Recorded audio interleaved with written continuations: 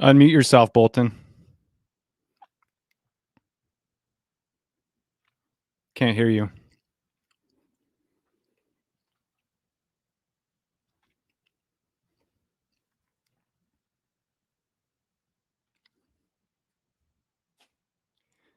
Just a little bit of a technical glitch for our first live stream. Not a problem. We will continue on while Bolton tries to get set up.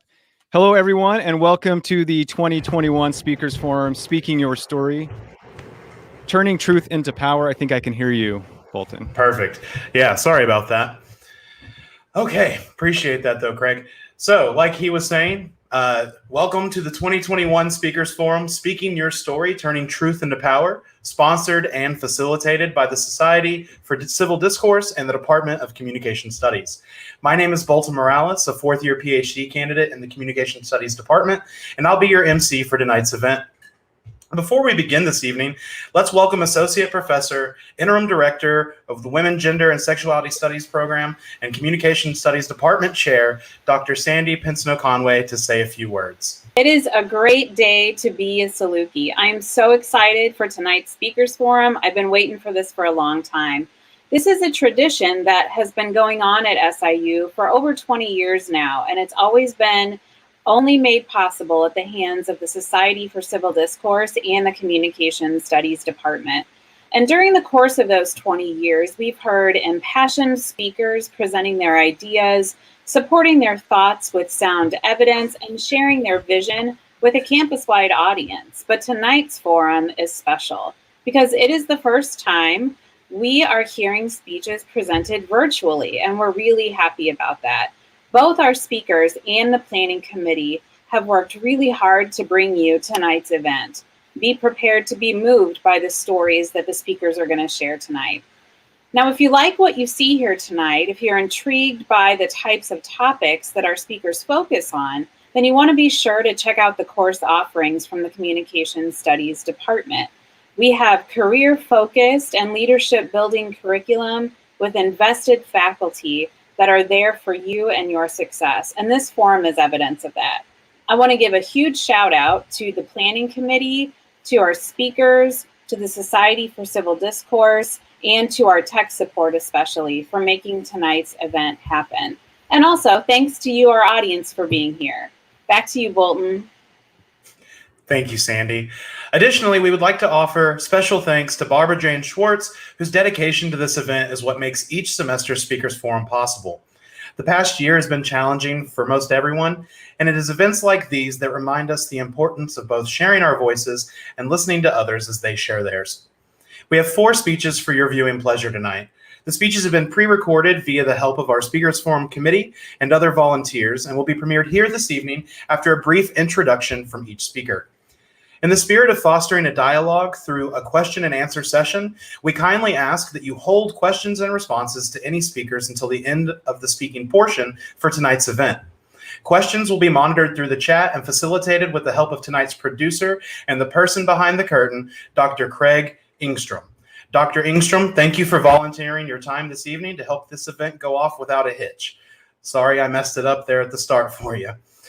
Without further ado, this year's forum is titled Speaking Your Story, Turning Truth into Power. Let's begin the speeches. Our first speaker tonight is Shaylee Clinton. Shaylee is a junior at SIU majoring in outdoor recreation, specializing in environmental education, and minoring in agricultural education. She's a part of the SIU powerlifting team and was just elected to serve as the SIU Carbondale student trustee. Shaylee, would you give a little bit of context for your speech?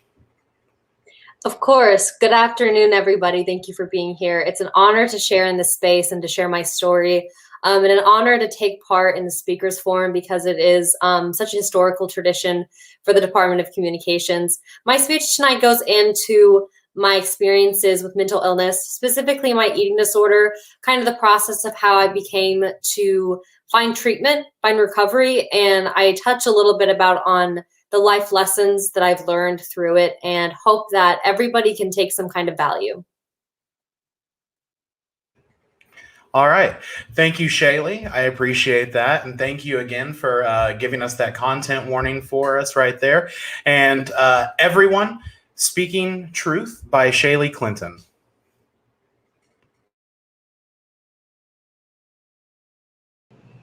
Have y'all ever had pecan pie?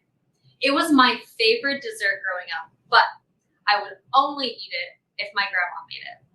I love how everybody is convinced that their family's cooking is the best, especially in terms of baking. People get really up in arms about it. But I'll be honest though, I am absolutely no different. My grandma Barb's holiday pecan pie is hands down the best that there is. I love my grandparents for many reasons.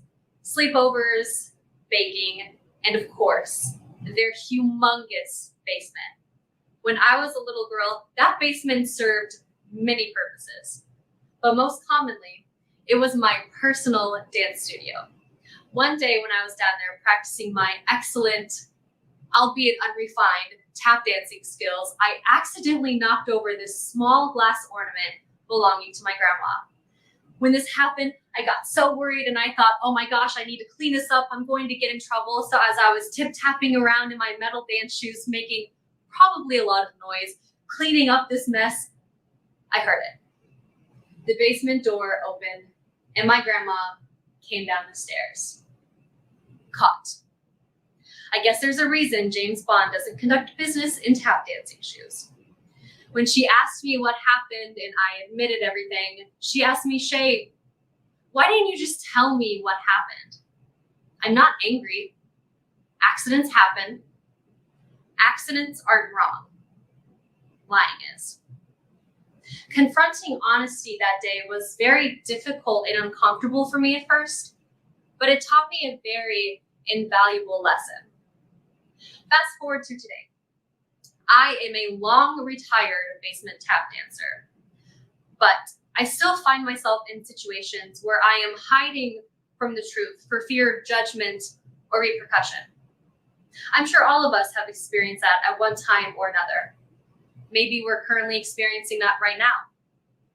Though it's much more serious than breaking that small glass ornament, I still remember the value and the significance in deciding to speak truth. Knowing that has allowed me to confront some very difficult situations. For the past 6 years, I have been struggling with an eating disorder. Continually, I have refused to be honest even with myself and subsequently hurt myself more as each day went on. Now, this didn't just affect my weight or my health. This affected my relationships, my experiences, and my entire life. My ED has controlled my life for years, 6 years that I will never get back. I have canceled trips and events and dates to avoid food. I have sat down at dinner tables and refused to eat because I was scared. I have had panic attacks over bananas. I am a 22-year-old lady and I am scared of bananas. And that pecan pie I talked about earlier, I miss enjoying it. I hate how fearful I am when I see it at family gatherings. Gatherings that should be spent focusing on and loving my family, but instead are times of anxiety and fear because of the food that is placed in front of me. But my fear of accepting and acknowledging my illness has prevented me from receiving treatment. Don't get me wrong, approaching and being honest with myself at first was very uncomfortable, and it still can be. At first, I was tossed from doctor to doctor, had numerous blood tests ran, answered tons of questions, filled out tons of paperwork, went to psychiatry, psychology, and was forced to confront the ugly reality of the pain that is genuine recovery. But solutions are never attainable unless we first speak truth. We must begin with honesty. Whether you're dealing with physical or mental illness, financial instability, work instability, issues with your family, relationships, whatever it may be, solutions are only attainable if we first begin with honesty. The strength of lies pales in comparison to the unwavering power in truth. And the only way to access that power is not simply speak to the truth, but to take ownership of that truth. Confronting honesty is not instantaneously freeing, but instead incredibly debilitating. So debilitating, I believe, it is one of the main drivers in our innate reaction to revel in comforting refute. Blissful ignorance is entirely too commonplace in our lives today, and I would argue worsens the collective conflict that we are currently experiencing. We choose to shy away from the truth, though we know it empowers us, it calls us, it heals us. The truth will first harm us. From political and social divides to personal or collective conflict, progress is not possible without the power we receive from speaking truth. So as I leave you here today, I ask that you sit and reflect and ask yourselves, what have I been too scared to admit? What have I refused to accept? But most importantly, how can I speak truth? Thank you.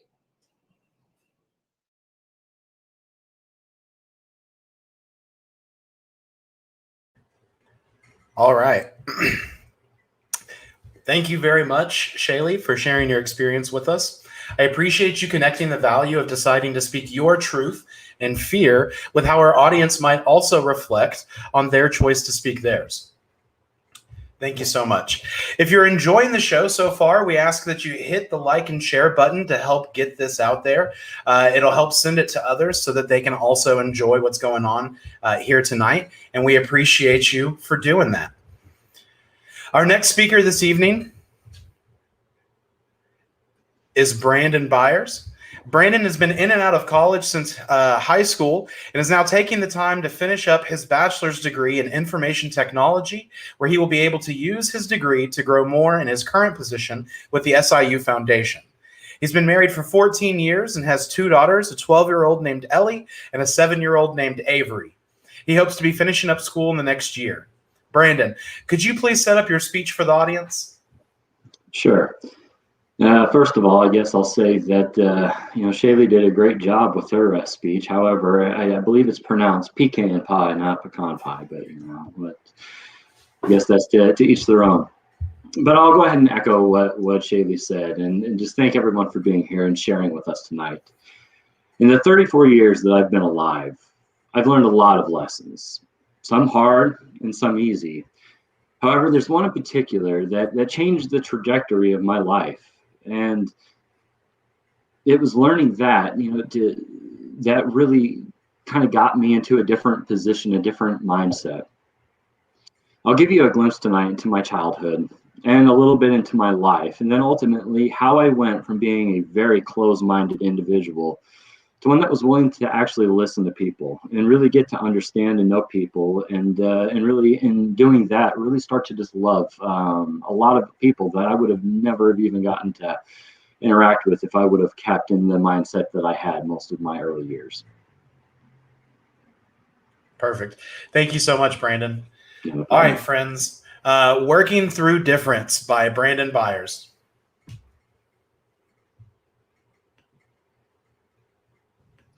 First of all, if you don't look like me, if you don't act like me, or if you don't hold the same views that I do, let's just say this: we're probably not going to ever be friends. Most of my life, I weighed the people that I came into contact with against these impossible measures. And it wasn't until the recent past that this changed. And I am really glad that it did. It's really difficult to understand people without knowing where they came from, which is why I'm not going to neglect it in this speech today. It wasn't until I met my wife that this changed the most for me. When the change manifested the most, however, is whenever I put myself into a situation where I was ministering to people of many different backgrounds, that I really realized how to bridge this gap from my closed-minded attitude to one of openness. Now, let me stop there and explain something about myself. I am not a pastor of a church, although I have been able to fill the pulpit a few different times at various other churches. I feel passionate about the prison ministry and the jail ministry, so I volunteer my time. I don't do this for a paid gig. I don't do it full time. Like I said earlier, to understand where someone is, you must know where they have been. And you have to appreciate the complexities of that journey that got them to the point that they are. I grew up in what would be considered today as a fairly normal split family, just like many other people do. Mom and dad split before I was really even old enough to walk. Like most arrangements, I lived with mom most of the time, and I saw my dad only 2 weeks during the summer. My parents have vastly different parenting skills, which always caused a lot of clash between the two of them. And as a kid, I watched this, and it kind of built this idea in me how I should act around people that didn't do things the way that I did, or at least the way that I thought that they should be done. This shaped the way that I would interact with other people and how I would relate to other people that didn't have the exact same viewpoints as what I did. And that was not a good thing.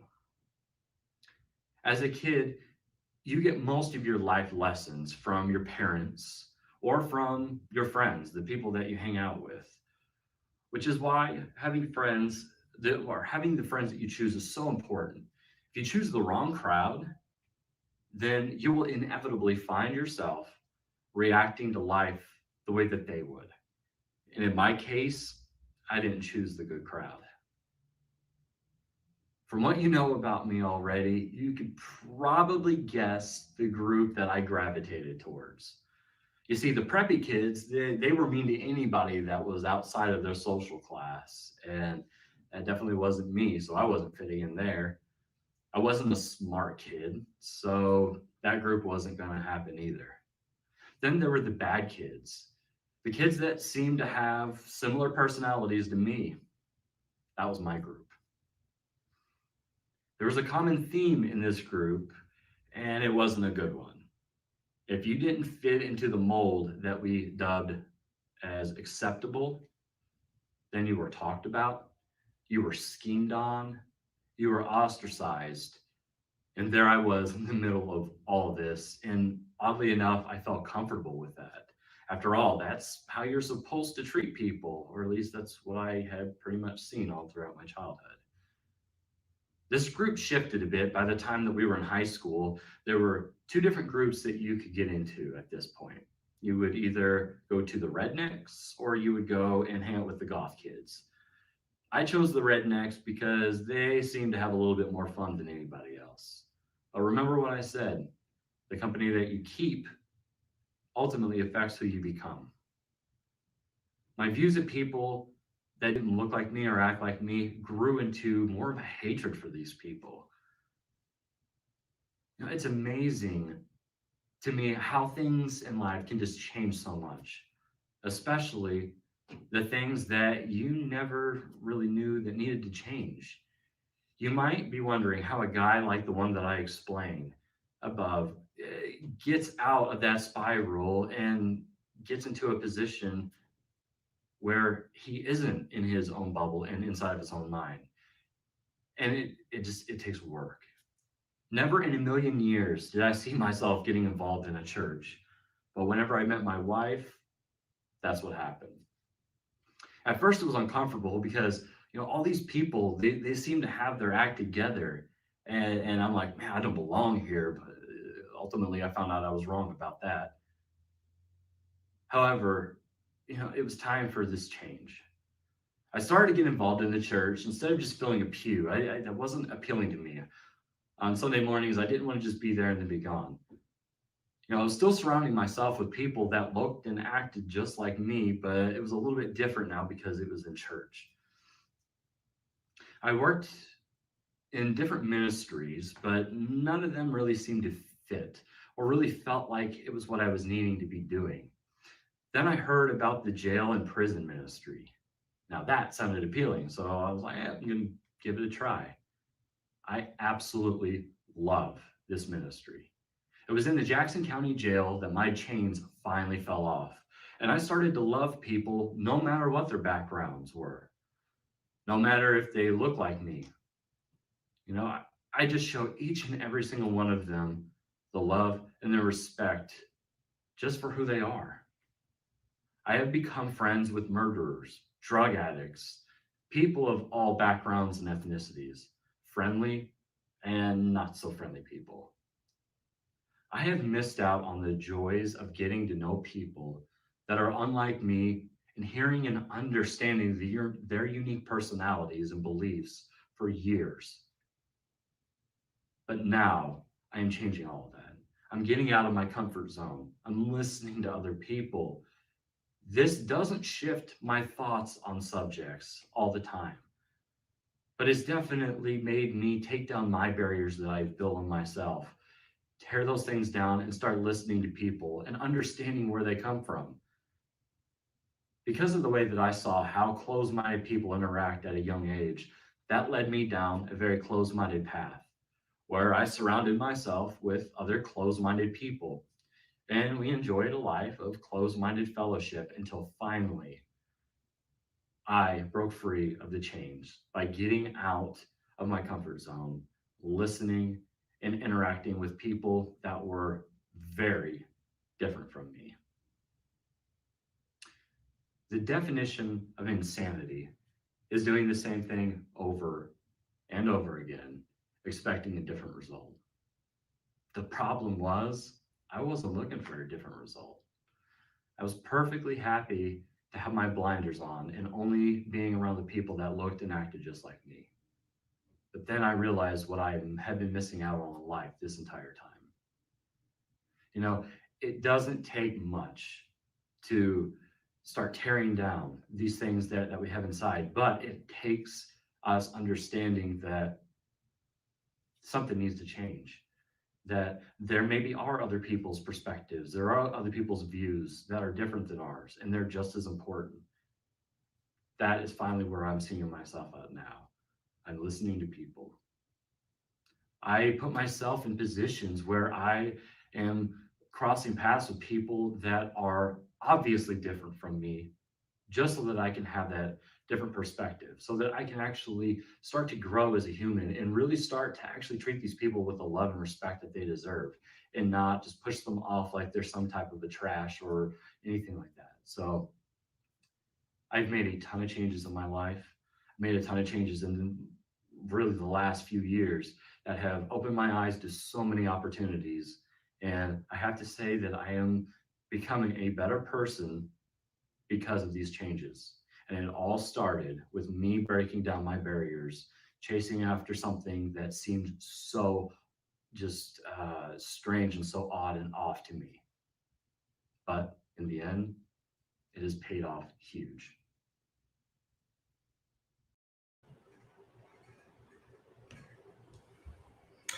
Great work, Brandon. Thank you for sharing your story of growth and acceptance with us. We can take your message of leaving our comfort zone to better engage difference. Let's keep this train rolling. Our third speaker tonight is Amber Sanchez. Amber is a freshman majoring in biological sciences, specializing in biomedicine. She hopes that after hearing her speech, people realize that once someone has gone through an excruciating experience, it becomes a part of that person. And that person, despite what pain they hold, should be approached with empathy and love and seen as a whole. Amber, would you like to set up your speech for the audience? Yes, thank you very much. I'd like to thank everybody for listening at home and the people who worked so hard to make this happen, even during COVID. My speech encompasses the idea of empathy and specifically healing from pain and accepting that pain, whether it be yours or another person's. Also, how to, if you don't know how to handle somebody else who you want to be there for if they're going through something. And another big idea in the speech is the cycles of pain and how we like to cycle pain throughout the world. It'll be explained more in the speech. But yes, empathy. Perfect. Thank you so much, Amber. All right, without further delay, Empathy from the Perspective of Pain by Amber Sanchez. So many people are uncomfortable with the idea of pain, especially those who haven't gone through a great deal of it.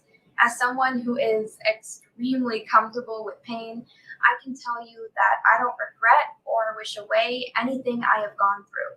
Because of my story, I am able to empathize and help others heal.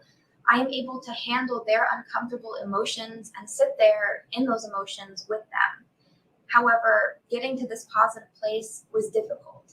So difficult that right now I want to say anyone not prepared to hear about topics of abuse or trauma, know that I will be addressing them.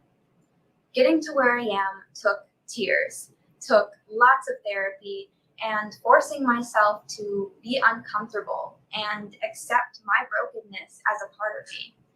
I want to use this knowledge I have gained to show others that it is possible to heal, to teach those who are uncomfortable with other people's or even their own pain how to respond and help. But mostly, I want to make people aware that emotional intelligence and empathy is the core of healing, not only for you, but for the world. There are plentiful examples of traumatic incidents I have gone through, including emotional abuse and manipulation, pedophilia, an abusive relationship. You name it, it has probably happened to me on some level or another. But for now, let's focus on the abusive relationship. The stereotypical things that surround an abusive relationship apply to my situation. It took multiple tries for me to leave. What I wore, ate, who I talked to was monitored by my partner. There was even an instance where, because I wore a necklace, I was accused of seeking attention, and I was told that I was lucky that he loved me because no one else ever would. This is obviously traumatic and led me to getting a PTSD diagnosis. Anytime I was happy or felt safe, my brain would immediately give me a flashback, and it was impossible for me to accept love. The one type of therapy that helped me was exposure therapy. Exposure therapy is extremely difficult and mainly involves making you feel every uncomfortable and painful feeling in you and sitting with it. I had a particular trigger that involved roses, so I was told to interact with roses as much as possible, but in a safe environment. I would get flashbacks initially, but after repetition, they stopped or lowered in frequency.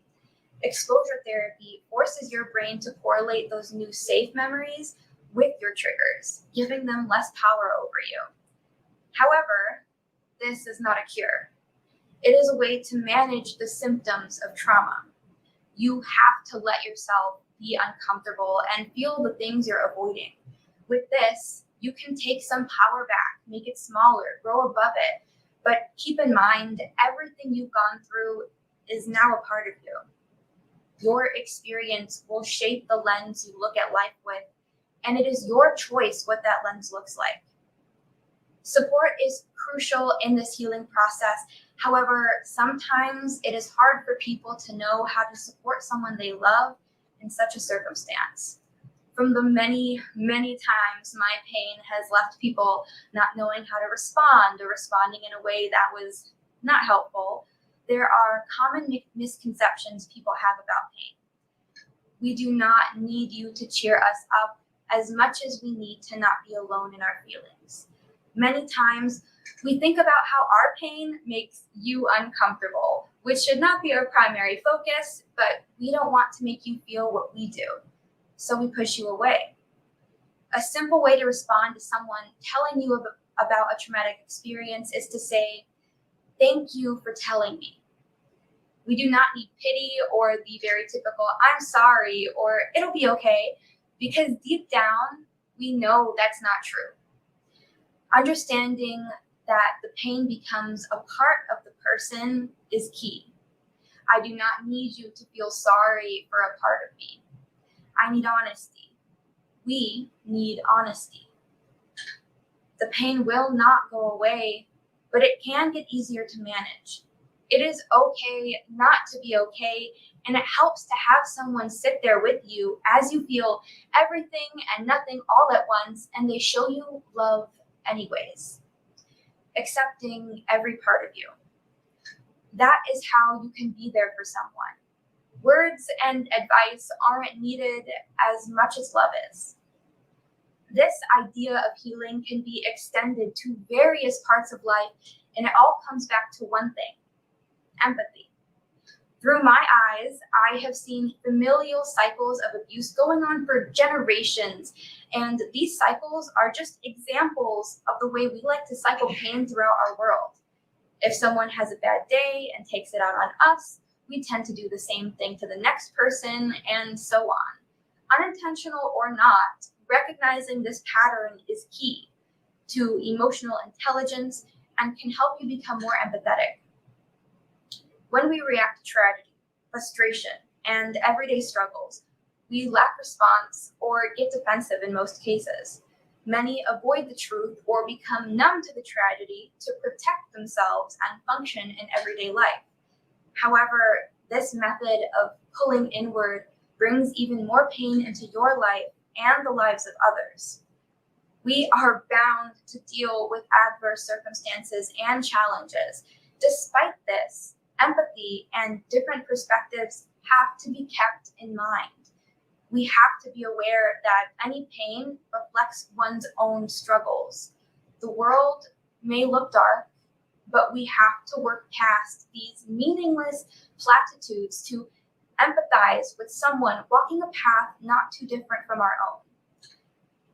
There must be a common ground, a compassion for humanity, so that we can come together and face the real issues head on instead of blaming other parties for the problems at hand. At the end of the day, even I sometimes fall into an automatic response. I find myself overwhelmed with the weight of my own expectations and fear of failure, but I recognize this, and I push to improve my mentality. When someone laughs at my life, my achievements, I can see they are simply scared of never reaching the heights they see others achieving. Instead of yelling at them or taking offense or doubting myself, I try to help them overcome the obstacles that they're putting in front of their own success. There are so many horrible things happening around the globe, it seems like it'll never end. Even so, we have to alter this normalized idea that being a single person, you can't change things, that you can't change the world. It all starts within me, within my heart, with my perspective, with my story. With empathy, we can all transform anything. We must show compassion and fight the problem instead of each other. So I'm asking you, get uncomfortable and be grateful you can feel that way. Recognize that pain is not inherently negative, as it is unpleasant, and without it, we wouldn't be able to experience happiness. Remember, it is possible to heal. Always try to respond with love when helping someone, but mostly be aware of the cycles of pain and refuse to fall into it. Echo empathy, and know that I cannot wait to hear your story as I have told you mine. Bloom into the person you're meant to be, healed, happy, and whole, with every broken part of you.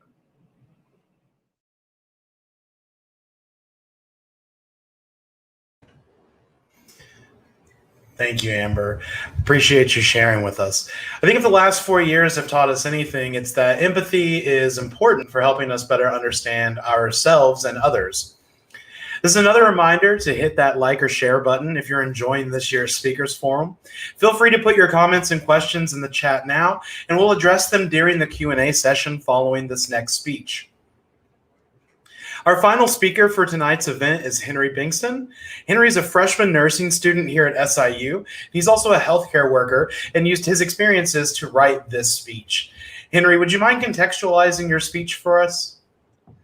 Yeah, once again, I just want to say thank you to the communications department at SIU for giving all of us a platform to share our stories. And my speech basically is about the struggles of the past year in the pandemic through a healthcare worker's perspective, and just the PTSD of having to work with COVID patients constantly and having to see the political climate of the last year, especially. And with hope on the horizon with the vaccine, I just wanted to reflect on the hell that we've been through this past year and just keep a reminder and share my experiences.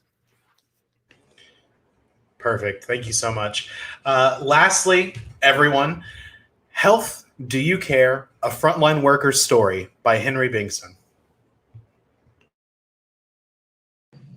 The last year has been traumatic for everyone, with holidays being spent apart from our loved ones and everything being shutting down. We have become numb to the COVID numbers that have been piling up around us. One group of people that has had to pay the price for that numbness is healthcare workers like myself. With COVID affecting all of our lives, people have begun to ease restrictions again and hang out with people in large groups and travel, with healthcare workers still having to pay that price. I am one of 18 million healthcare workers, according to Census.gov, who has been affected by the global pandemic, and this is my story. I'm a certified nursing assistant, which for those of you who don't know, does the dirty work and takes direct care of the patients when the nurses can't.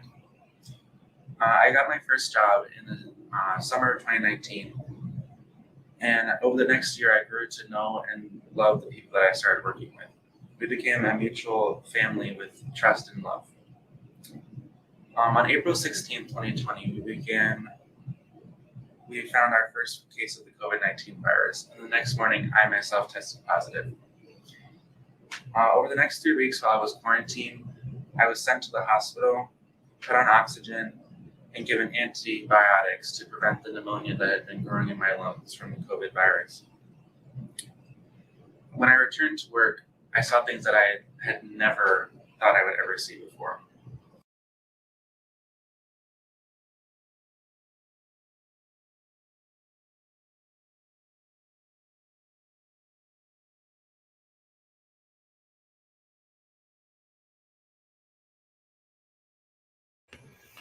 All right. Sorry, everybody. We're having some technical difficulties to be expected sometimes when you're doing virtual events like this. So hopefully we'll get it going here in a second. I unfortunately don't have any bits or anything planned. Typically, I guess a solid 5 minutes can make or break a career.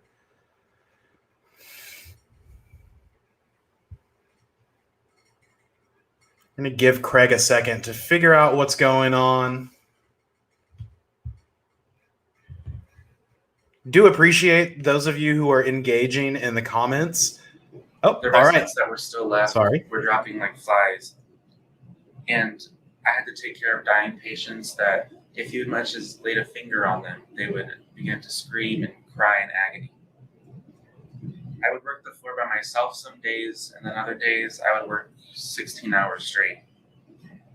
As I witnessed the bodies of the people that I loved pile up around me, I had to keep those feelings suppressed, and I became numb to it because I still had a job to do. It was a silent battle of mine ever since that time period, simply because I didn't expect anyone to understand what I went through. Perhaps no one even could understand what I went through and the severity of the things that I had witnessed. Am I a better healthcare worker simply because I didn't let my feelings out and let them be expressed? Burnout is a term that has been described to healthcare workers' mindset during the pandemic. According to healthguide.org, burnout is described as a state of emotional, physical, and mental exhaustion caused by prolonged periods of stress. So we are essential workers, but at what cost? The Yale School of Public Health surveyed thousands of healthcare workers and noticed a trend of an increase of symptoms of depression and PTSD.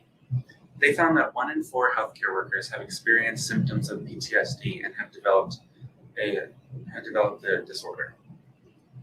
The increased level of stress of work trauma added to the political climate of last year has increased that number extremely.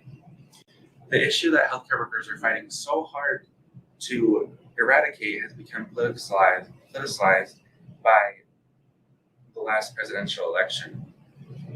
The very notion of the things that are so easy to do, such as wear a mask and social distancing just to keep people safe, became politicized, and it made it easier for people to disobey and manipulate those certain rules. Political actors twisted the words of healthcare professionals such as Dr. Anthony Fauci, and it was a huge slap in the face to all those people who are going to pay those prices in the end. That's just one way that healthcare workers were affected by the pandemic. In other ways, people criticize us simply because of our job title. Doing the last year as a healthcare worker is different because it hurts more for us when we see people out traveling and breaking the rules.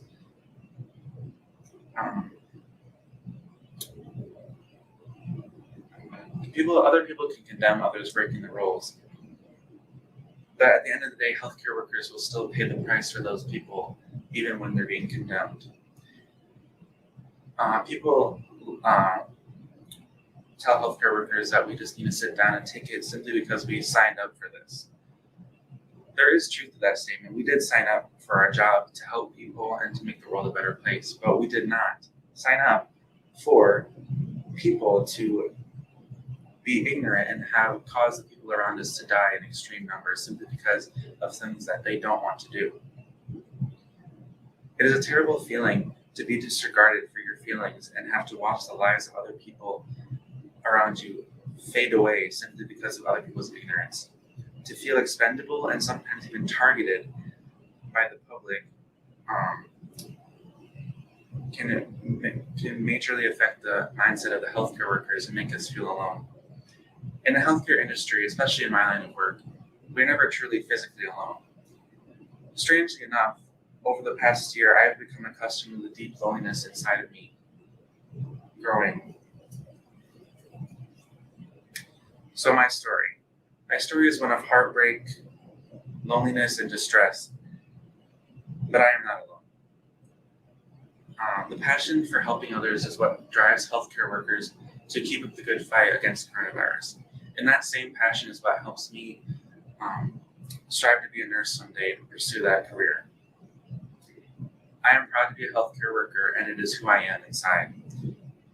The best version of myself I see is helping others even on their darkest days, no matter what the circumstances. Of course, I have scars, but scars heal and grow back stronger and better than ever. Thank you so much, Brandon. I'm sorry, Henry. Apologies. Thank you so much, Henry, for sharing your experience. I particularly appreciate you sharing some insights into the world of healthcare workers. I know I personally don't have a ton of insight into that world and those experiences. And so being able to get that from you was very insightful and pretty sobering experience. So thank you for sharing that with us. Let's get one more round of applause for our speakers. I know it's kind of virtual and we can't get too loud with our claps here, but we'll get one last round of applause for all of our speakers. Thank you for sharing with us tonight, and I hope that you all were able to enjoy this experience, and I hope that the audience as well was able to enjoy and engage and get something out of it. So what we're going to do next is we are going to have a few minutes for the Q&A. There are some questions and comments that we have in the chat, and so I'm going to start going through there and trying to address some of those right now, and we'll give probably about 5 to 7 minutes for these questions, and then we'll close it out here right before the 7:30 mark. So to get into the questions, the first question is coming up for Shaylee. Shaylee, from Sandy Pinsino Conway, what strategies do you use when you are faced with difficult truths? something that I've learned through my time in dealing with mental illness and my eating disorder is the importance of asking for help. I used to never ask for help. I would always want to shoulder everything myself, but I can't do that. I don't have all the answers. And, you'd be surprised to learn how much other people know and how much great advice that people can give. So when I started to open up to other people and ask for help and, share with people that, hey, I'm having a difficult time. This is what I'm going through. Even if I'm not asking for advice, if I'm just speaking my struggles out loud, that typically seems to help a lot. And then from there, I can start to get a clear picture of what's really going on and how I can solve whatever issue I'm facing at the time. Awesome. Thank you so much. Okay, cool. So the next question, Shaylee, what advice might you give a teenager struggling with anorexia or perhaps any other eating disorders? So this is something that I would encourage everybody struggling with any mental illness, eating disorders included, is to speak to a professional. Please do not self-diagnose. Do not self-diagnose. For us to really be able to solve what's going on and to start proper treatment, you have to know what we're dealing with. So go to a healthcare professional, tell them what's going on. Once you get an official diagnosis, then you can see all of your treatment options and really start to figure out, what might help you. Whether it's working with a dietitian, it could be some kind of medication, it could be therapy, group therapy, or even just working with an inpatient program. It really just depends on your situation, but everything should start with getting a proper official diagnosis. Perfect. Thank you so much. Okay, what are we highlighting here? So we've got a comment here from Erica. Says, wow, so honored to hear this amazing perspective from a healthcare worker who survived and continues working to survive, working on the front lines. Thank you for sharing your story, for making yourself vulnerable and addressing the realities of your job. And Henry, that's right there. That is for you. Going into the next question, we've got a question here again from Sandy Pinsino-Conway. This one's for Amber. Powerful speech, Amber. Thank you. What is one thing others do that helps you to know that they support you? Honestly, the best thing somebody has ever done for me is to just be there. They just need to be there. Like one time, I was crying for like 12 hours straight. It was like a real doozy. And the person that I'm dating now just literally sat there with me, didn't say a word, asked if I needed anything, and just sat there with me. And that was the thing I needed then. So sometimes it can literally just be somebody there while you go through what you're going through. But yeah. Perfect. Thank you so much. And Amber, while you're up, Kaya in the comments from YouTube said that the speech resonated with her so much and that she's thought about this for quite a while, but never knew how to put it into words.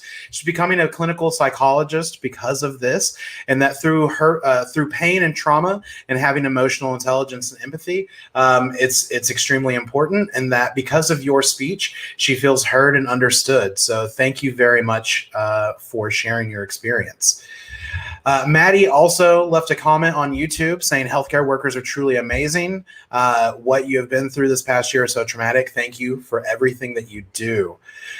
The next question comes from Facebook. The next question comes from YouTube, and this comes from R. Fiedler. Henry, what ways have you found to address the stress that you and other healthcare workers are facing? For me personally, I've just done a lot of talking, especially with my coworkers, since we have like a mutual respect and we've been through the same experiences. And just finding the little things in life that I enjoy and really highlighting on stuff like that. For me, just like diving into music, listening to music, just writing my feelings down. That's why this speech was really therapeutic for me. Just simply writing down my experiences on everything that happened to me. Thank you so much. And through sharing your experiences, comment from the chat from Facebook. Henry, that was moving from Sandy Pinson Conway. I hope people show you all the kindness you deserve. Thank you. Our next question comes from Mitchell Brown on YouTube. Brandon, when did you really feel the change when you went to the Jackson County Ministry? You know, it was a pretty different experience walking in the first time into that building. I had no idea what was going to happen. There are very few people that are actually allowed behind the doors of the jail. So, you know, this big heavy door closes back behind you, and it's kind of this crazy moment. But it was whenever I got in there, you know, like I said, I had no idea what to expect. So they brought in the first group of people, and you know, I don't know what they're there for. And most of the time I don't ask. I don't know. I don't really want to know what they're there for. I am just seeing them as somebody that's coming in to just share in the experience of that day, which just so happens to be on Sunday evenings that we do the service. So, you know, it's just people coming in, and I look at them the same way that I would look at anybody else. So I don't know if that necessarily answers the question or not, but you know, that's kind of it was almost from the get-go, the just whole experience being there for the first time, and you know, it continues every single time afterwards. Perfect. Thank you so much. We've got a question for Henry coming from YouTube. This is from Shelly Rollins. Henry, despite the challenges that the past year has presented to you as a healthcare worker, are you still as committed to pursuing a career in nursing as you were before? Absolutely. Yeah, like I've tried to take my experiences that have happened even before the pandemic, just learning the new skills, learning my job as a healthcare worker and applying it to my classes and things that I'm learning in my nursing classes and in the next 3 years of getting my degree. Awesome. Really great stuff. Let's see. Okay, we've got a comment from YouTube from Mariana. It says, thank you for your service, Henry. We need more healthcare workers in this work like you. Hope you get lots of love from healing with these dark times. We've got, I think, another question on Facebook. Another question on Facebook from Sandy Pinson Conway for Brandon. Brandon, now that you have lots of experience outside of your comfort zone, do you ever find yourself still in those vulnerable situations? I mean, I'm sure there's times that still happens. With the pandemic, I haven't really left my house much in the last year, so my memory doesn't really go back that far.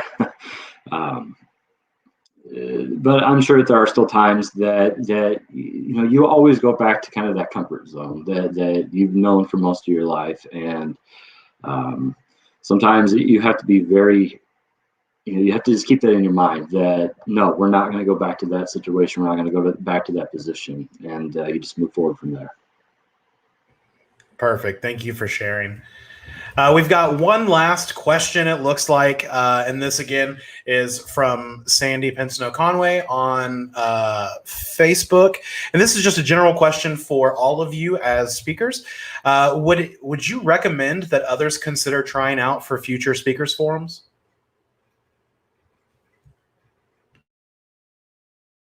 I can go first. If everybody would like to chime in, I think everyone should. This has been a fantastic opportunity. I've done public speaking for several years, and I've always found a lot of passion out of it. But even if you've never done public speaking in your life, this program is amazing. There's tons of people here that are here to help you succeed and will give you advice. They will work with you. So you don't have to have any prior experience. This is your experience. This is your first time experience. And hopefully next year we will be back in person, and everyone should consider trying to get into the Speakers Forum. Thanks, Shaylee. I would kind of echo that same thing. You don't ever realize that, you know, your perspective on something may be an angle that somebody else has never thought about. So if you can throw any of your ideas out there and really just kind of stick with yourself and you know, just be true to whoever it is that you are and stay with the subject matter, obviously, but we may not think that we have a whole lot to share because, well, we live our lives. We probably don't think we're that interesting. You never know what somebody else is going to think. Yeah, of course. Anybody else? Yeah, I think just I agree with what everyone else said. The communication staff has been wonderful. Yeah, just the whole experience is wonderful, especially just hearing all the other experiences and having an outlet to share our stories was great. Yeah. Awesome. Thanks, Henry. And then Amber, any final words? I would definitely recommend doing this if you are taking Communications 101, because it's a good way to go from like you can pick your own topics in the class, but this is like really passionate. You can do what you want with it format wise. Just keep with the subject. And you get to have a lot of fun with it with a lot of wonderful people who have different perspectives than you do, and you make something really great. Awesome. Thank you so much. And thank you all for sharing. We really appreciate it. We're going to take a quick moment for a word from Robert Fiedler, our Assistant Introductory Course Director. Thank you, Bolton. And thank you all for staying with us after the speeches to take part in our question and answer session. As Assistant Introductory Course Director for the Department of Communication Studies, I would also like to thank Barbara Jane Schwartz and the Society for Civil Discourse for their work in maintaining this space in which important topics and ideas, things that impact the lives of students at SIU, can be brought into the open and in public discussion. I would like to thank Dr. Engstrom for volunteering his time and helping the Speakers Forum adjust to the concerns brought by the pandemic. I would like to thank our MC Bolton Morales very much, our editor Jesse Snyder, the Speakers Forum committee members for their help in getting much of the behind the scenes work done to make this forum a huge success. And I would like to thank our department chair, Dr. Sandy Pensano-Conway, for her guidance. And I would like to thank the speakers themselves. They offered stories of themselves, impactful experiences that have shaped who they are today. And I hope those stories were as meaningful to you as they were to me. Thank you, speakers. Thank you all for joining us tonight for this semester's Speakers Forum, and have a great night. We look forward to seeing you in the fall. Communication Studies Department has several fun summer courses. We're looking at facilitating intro to PR, communication across cultures, and comics as communication. So if you're interested in any of those classes or courses, go ahead and send an email to one of the people who you've seen tonight, either myself, Robert, Dr. Pensano-Conway, or Dr. Craig Engstrom, and feel free to let us know that you're interested, and we can get you more information on that. But thanks for being here tonight. We appreciate it, and hope to see you all in person at the next one.